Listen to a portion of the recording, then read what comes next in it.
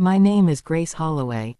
I was 15 years old and 7 weeks pregnant the night my father set my suitcase on the front porch of our house in Asheboro, North Carolina, and told me not to come back. 20 years later, that same father called me, his voice shaking, asking if there was any way I could help save the house I grew up in from foreclosure. Before I explain what I actually did in response to that call, let me take you back to the night everything changed, because a single request for help, made 20 years later, doesn't reveal itself in isolation. It's the final chapter of a story that started with a suitcase on a porch and a lie told to an entire church congregation. If you're the kind of person who watches a story through to the end, go ahead and subscribe, only if you genuinely mean it. Drop your city and local time in the comments. I read every one. I grew up in a modest 3-bedroom house on the edge of Asheboro, the only daughter of Harold and Bethany Holloway, with one younger brother, Caleb, 3 years behind me. My father worked as a foreman at a furniture manufacturing plant that had, for most of my childhood, provided a stable if unremarkable income. My mother managed our household and was deeply involved in our local Baptist congregation, a community that occupied an outsized place in how our family understood its own reputation and standing. Caleb, from an early age, had been positioned within our family as the child whose future mattered most. He was academically gifted in ways I wasn't, and my parents had begun, even before either of us reached our teenage years, quietly setting aside money specifically earmarked for his eventual college education, an ambition they discussed openly and proudly at every family gathering and church function. I discovered I was pregnant at 15, the result of a relationship with a boy 2 years older who disappeared from my life almost entirely once I told him, leaving me to face my parents alone with news I understood, even then, would detonate something in our household that couldn't easily be repaired. I told my mother first, on a Tuesday evening, in the kitchen, my voice shaking so badly I could barely get the words out clearly. Her face went through a transformation I still remember with painful clarity, shock, then something that looked almost like grief, and finally, a cold, controlled fury that frightened me more than any reaction I'd anticipated. "Your father cannot know this happened in this house," she said, her voice low and tight.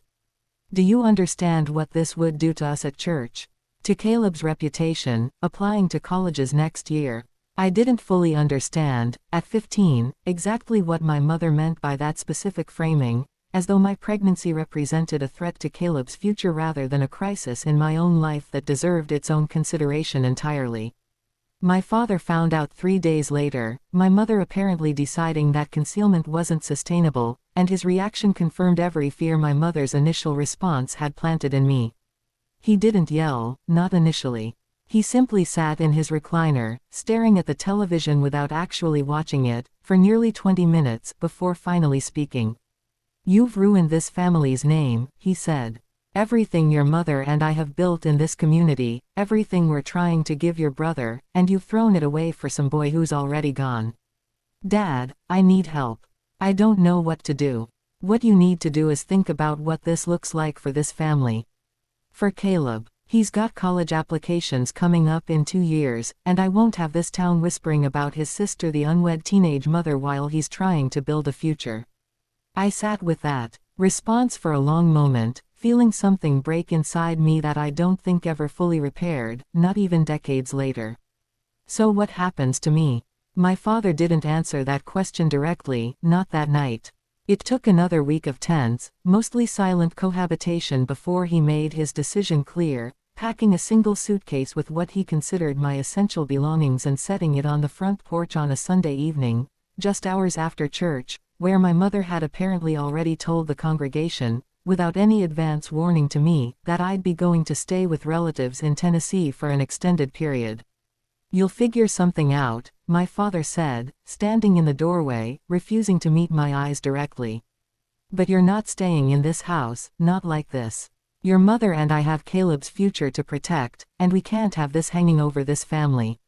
I stood on that porch at 15 years old, 7 weeks pregnant, a single suitcase beside me, watching my father close the front door without another word, understanding, with a clarity that still felt shocking even as it happened, that my own parents had decided my life mattered less than the story they wanted to preserve for my younger brother's benefit.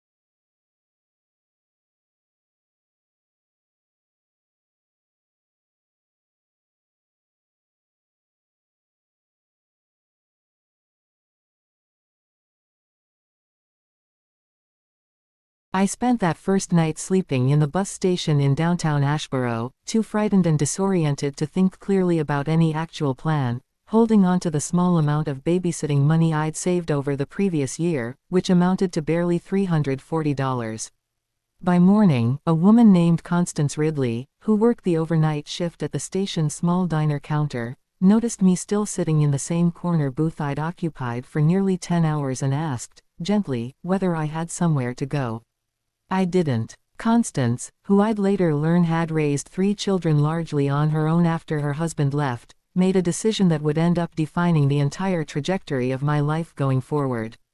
She offered me a spare room in her small house, on the condition that I attend school regularly and contribute what I could toward household expenses once I was able. I lived with Constance for the following 3 years, through the remainder of my pregnancy and the early years of raising my son, Elliot, while finishing high school through an alternative program designed for teen parents. Constance never asked for anything beyond basic respect and honesty, treating me with a consistency and warmth I hadn't experienced from my own parents in longer than I could remember. My mother called exactly twice during those first 3 years, both times briefly, both times carefully avoiding any direct acknowledgement of what had actually happened, instead framing our estrangement in vague, deflecting terms that made clear she still expected me to eventually understand and forgive the decision without any genuine accounting of its actual impact. "We're just trying to protect this family," she said, during the second of those calls, when Elliot was already nearly 2 years old. "You'll understand someday, when you're older." I didn't respond to that call with anger, exactly. I responded with a kind of exhausted clarity that surprised even me.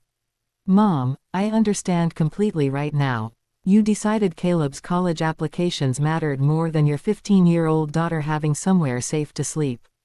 I don't need to get older to understand that.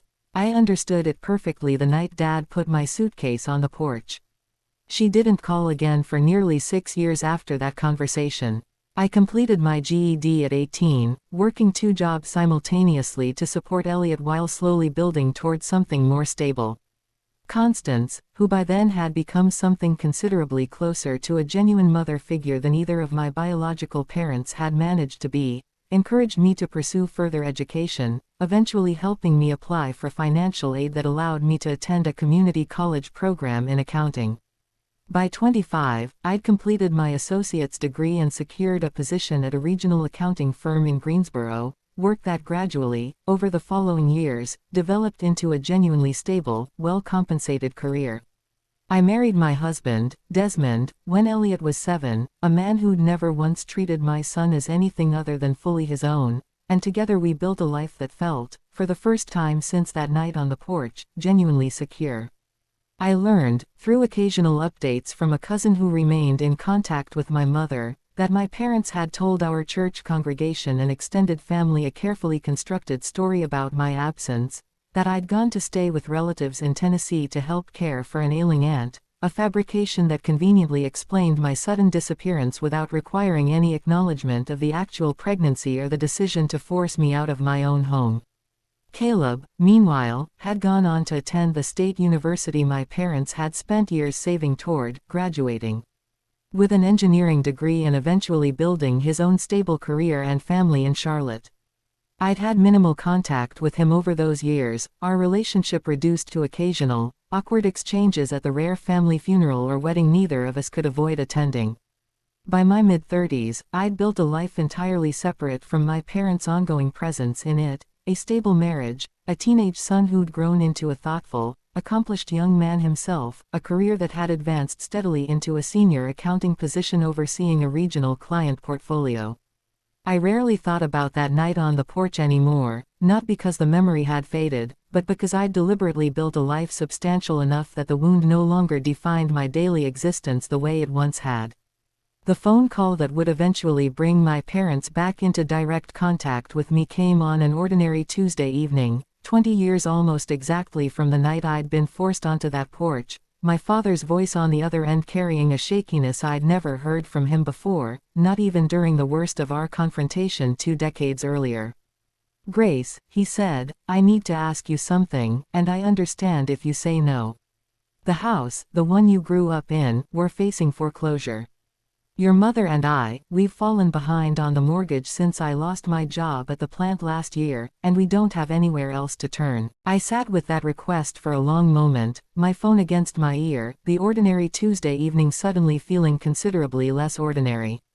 20 years of carefully built distance, and my father's first substantial conversation with me in nearly 2 decades was a request for financial rescue.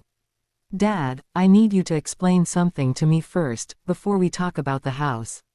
What happened to Caleb's college fund? The money you and Mom spent years telling everyone at church you were saving specifically for his education. There was a pause, long enough that I understood, even before he answered, exactly how uncomfortable this particular question made him. That money went toward his tuition, mostly. Some of it toward his wedding, years later. We don't have anything left from that fund at this point. So the money you prioritized over keeping your pregnant 15-year-old daughter in her own home is entirely gone now, and you're calling me, the daughter you put on the porch with a suitcase, to help save the house.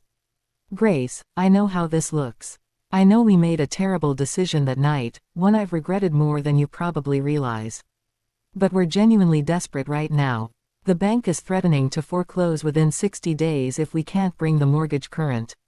I felt something complicated settle in my chest, hearing that admission of regret for the first time in 20 years, though its timing, arriving only once my parents needed something concrete from me, colored how genuinely I could receive it.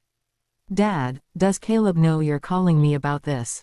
He does. He offered what he could, but his own finances are stretched with his kids' private school tuition and their mortgage. He suggested we reach out to you, actually. He said you'd built a stable career, that you might be in a position to help. I absorbed that detail slowly, understanding, with a clarity that felt considerably colder than anger, that even now, 20 years later, my family's calculation about my value remained fundamentally unchanged. I existed, in their ongoing understanding of our family, primarily as a resource to be called upon when convenient, rather than a daughter whose actual well-being had ever genuinely mattered as much as Caleb's. I need some time to think about this, Dad. I'll call you back. I didn't call Constance immediately, though she remained, even 20 years later, the person whose judgment I trusted most completely on matters like this. Instead, I sat with Desmond that evening, laying out the entire situation, the full history he already knew in general terms but hadn't heard me articulate with quite this specific clarity before. What do you want to do? He asked, once I'd finished. I don't know yet. Part of me wants to refuse entirely, to let them experience even a fraction of the abandonment they inflicted on me at 15. But part of me recognizes that refusing wouldn't actually address anything meaningful about the pattern itself. It would just be a mirror image of their own cruelty, rather than something that actually resolves the deeper injustice. What would resolving it actually look like, to you? I considered that question for several days before arriving at an answer that felt, to me, considerably more meaningful than either simple refusal or straightforward financial rescue. I called my father back a week later, having spent that time consulting with a financial advisor and, separately, with an attorney familiar with family trust and property matters, developing a plan that would address the practical crisis my parents faced while also, finally, forcing an honest reckoning with what had actually happened 20 years earlier. Dad, I'm willing to help save the house, I told him, but I need something in return, something that has nothing to do with money. What do you need? I need you and Mom to tell the truth. To the church congregation, to our extended family, to Caleb's children, to everyone who's spent the last 20 years believing I went to stay with relatives in Tennessee. I need the actual story told, clearly, without euphemism, that you put your pregnant 15-year-old daughter out of the house because you prioritized your son's reputation and college fund over her safety. The silence on the line stretched long enough that I wondered if he'd hung up. Grace, that's going to be humiliating, for your mother especially, within the church community she's still deeply involved in. Dad, I slept in a bus station at 15 years old, 7 weeks pregnant, because you and Mom decided my humiliation and abandonment were acceptable costs for protecting Caleb's future. I think a conversation with your church community is a considerably smaller price than what you asked me to pay that night. My father called me back 3 days later, his voice carrying a weariness that suggested the intervening conversation with my mother had been considerably more difficult than either of them had anticipated. Your mother is willing to do this, he said. It's taken her some time to agree, but she understands now that this is what you need in order to help us. Dad, I need you to understand something clearly. This isn't a negotiating tactic to extract an apology before I write a check. I need this because I've spent 20 years watching my own family maintain a fiction that protected your reputation at the expense of the actual truth about what happened to me. If I'm going to help save the house you raised me in, the house I was forced out of, I need the record corrected, publicly, before any financial assistance happens.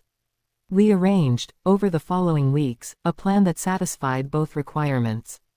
I worked with my financial advisor to structure a solution that would bring the mortgage current and establish a sustainable payment plan going forward, using funds from an investment account I'd built over the preceding decade, structured as a formal loan with clear repayment terms rather than a gift, given everything that had happened between us. Separately, my parents arranged a meeting with their church's pastor and several close family friends, where they told, for the first time in 20 years, an accurate account of what had actually happened the night I left home. Not the story about staying with relatives in Tennessee, but the truth about a 15-year-old pregnancy, a father who'd set a suitcase on the porch, and a mother who'd fabricated a cover story rather than face the community's judgment honestly. I wasn't present for that specific conversation, having decided, after considerable thought, that my presence would make the moment more about spectacle than genuine accountability. But Constance, who I'd remained close with over the following 2 decades and who still lived in the same community, attended on my behalf, later describing to me the visible shock and discomfort that rippled through the small gathering as my parents finally corrected 2 decades of carefully maintained fiction. Your mother cried through most of it, Constance told me. I don't know if those were tears of genuine remorse or simply humiliation at finally being exposed, but either way, the truth is out there now, clearly, for anyone who'd been wondering about your absence all these years. Caleb called me shortly after that meeting, his voice carrying a discomfort I hadn't expected from him specifically, given how little direct involvement he'd had in the original decision 20 years earlier. Grace, I had no idea the full extent of what happened that night.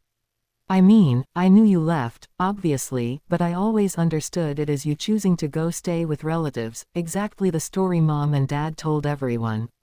I didn't know they'd actually forced you out, or that they'd specifically framed it as protecting my college fund. You were 12, Caleb. I don't blame you for believing what Mom and Dad told you at the time. But I do think it's worth understanding, now, exactly what was sacrificed to protect your future, so you can decide for yourself what kind of relationship you want with that history going forward. I want you to know, I never asked for any of that. I didn't know my education was apparently more important to them than keeping you safe. I believe that, Caleb. This was never really about your choices. It was about a decision our parents made, one that positioned you as more valuable without ever consulting you about whether you wanted that valuation applied at your sister's expense. The mortgage assistance I'd arranged brought my parents' house current within 30 days, the formal loan structure ensuring a clear, documented repayment plan rather than another instance of unstructured family financial entanglement.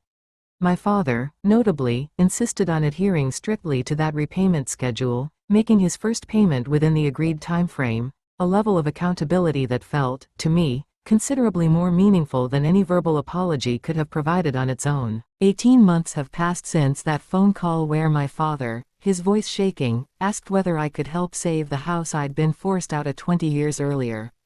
My parents have continued making consistent, on-time payments toward the loan I structured, a pattern of financial accountability that stands in stark contrast to the emotional accounting they'd avoided for the 2 decades preceding that reckoning.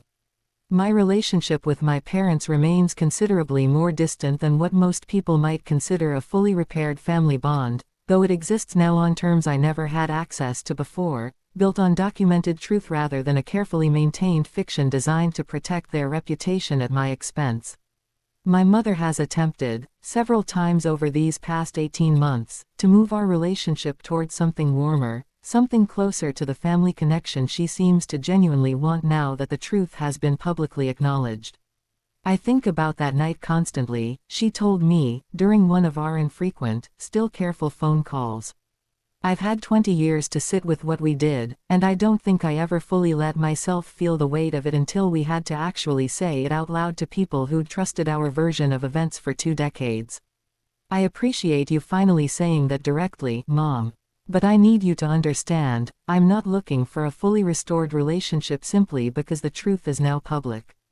I'm willing to maintain the connection we currently have, occasional, honest, without pretense, but I'm not interested in pretending the last 20 years can simply be erased by a single difficult conversation with your church community.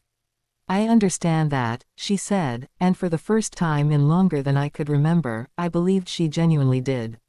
Elliot, now 20, has developed his own careful, limited relationship with his grandparents, one built entirely on his own terms rather than any expectation I've placed on him. He knows the full history, understands exactly what happened the night I was forced out of that house while pregnant with him, and has chosen, deliberately, to maintain polite but boundaried contact rather than either full estrangement or uncomplicated reconciliation. I think it's important that they know I exist, and that I know them, he told me once, but I don't think that requires pretending what happened to you doesn't matter, or that it's ancient history now that everyone knows the truth. Constance passed away last spring, and at her funeral, surrounded by the community that had actually shown up for me when my own parents chose reputation over their daughter's safety, I found myself reflecting on the specific irony of how completely a stranger's kindness had shaped the entire trajectory of my adult life, in ways my own family's eventual, delayed accountability could never fully replicate or repair. My parents attended that funeral, standing respectfully at the back of the small chapel, understanding, I think, exactly what Constance had represented in the story of my survival, a stark, permanent reminder of exactly who had actually shown up when I needed help most, 20 years before they finally found themselves needing something from me in return. I think, often, about the specific calculation embedded in that Tuesday evening phone call, 20 years of silence, broken only by a request for financial rescue, arriving precisely when my parents' own circumstances had finally shifted enough to require something only I could provide. I think about how easily I could have simply refused, mirroring the exact abandonment I'd experienced at 15, and how differently satisfying that refusal might have felt in the moment, compared to the considerably harder work of demanding actual truth before extending any assistance. What actually happened instead, the structured loan, the public correction of 20 years of fiction, the careful, boundaried relationship that's developed since, required a kind of patience and clarity I couldn't have accessed during those earliest years of my own survival, when Constance's kindness was the only thing standing between me and genuine desperation. But it produced something I've come to value considerably more than either simple revenge or uncomplicated forgiveness, a family relationship finally built on an accurate accounting of what actually happened, rather than a comfortable story that had protected everyone except the daughter who'd paid the actual cost of maintaining it.